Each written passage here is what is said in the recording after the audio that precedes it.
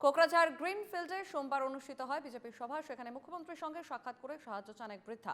প্রতিশ্রুতি মতোই গুয়াহাটি ফেরার পথে 50,000 টাকার একটি চেক লিখে দিয়ে যান মুখ্যমন্ত্রী। মুখ্যমন্ত্রীর নির্দেশ মতোই কাজ হলো।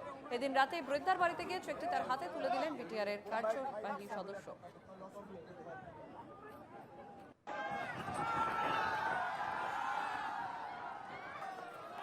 আমাদের কোকরাঝাড়ে আসছিল এবং আমি দেখা করছিলাম। তা উনি আমারে 50,000 টাকা চেক দিছে। উনারে আমি খুব ধন্যবাদ দিলাম। আর উনি আরো রাজনীতির জীবনে উন্নত করুক, খুব আরো ভালো হোক। আরো দীর্ঘায়ু হোক। হ্যাঁ, আরো দীর্ঘায়ু হোক। আরো হ্যাঁ দীর্ঘায়ু হোক। হ্যাঁ।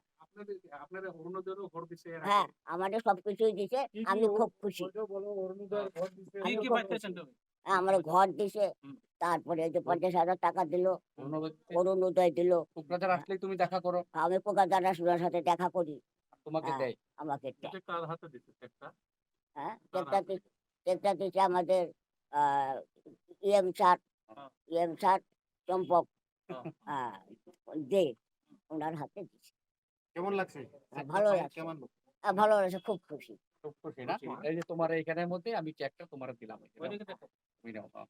ঠিক আছে? হ্যাঁ।